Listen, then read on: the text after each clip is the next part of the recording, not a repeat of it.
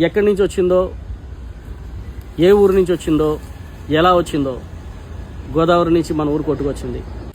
1986లో వరదలు రావడం ఏంటి, ఆ వరదల టైంలో ఒక విగ్రహం తీసుకురావడం, ఒక రిక్షా కార్మికుడు తీసుకొచ్చి ఇక్కడ పెట్టడం ఏంటని చూస్తే అమ్మవారి దివ్య తేజస్సు చాలా చాలా బాగుంది.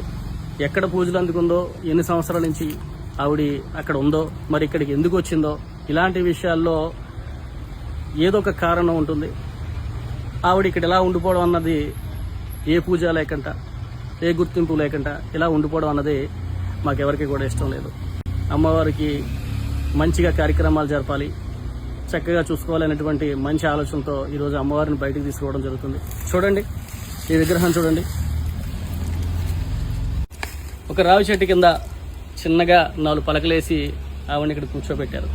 ఎంత అట్టహాసంగా, ఎంత పెద్ద గుళ్ళో ఉండి అక్కడి నుంచి ఇక్కడికి వచ్చిందో మనకు తెలియదు. కానీ ఇక్కడికి వచ్చి ఇటువంటి పరిస్థితిలో ఉంది ఆవిడ.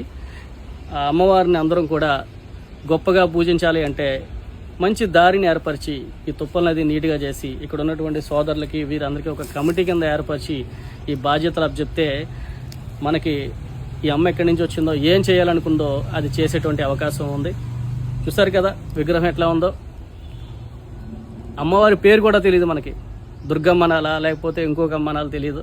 ఎవరైనప్పటికీ ఫైనల్గా మనకి అమ్మాయి కనుక అనుశ్రీ సత్యనారాయణ గారి దృష్టిలోకి తీసుకెళ్ళి, అదేవిధంగా పురంధరేశ్వరి గారి దృష్టిలోకి తీసుకెళ్ళి, మా ఎమ్మెల్యే గారి దృష్టిలోకి తీసుకెళ్ళి అమ్మవారికి మంచి కార్యక్రమాలు జరిగే విధంగాన అందరూ గుర్తించే విధంగా తెలియజేస్తానని చెప్పి నేను తెలియజేస్తున్నాను.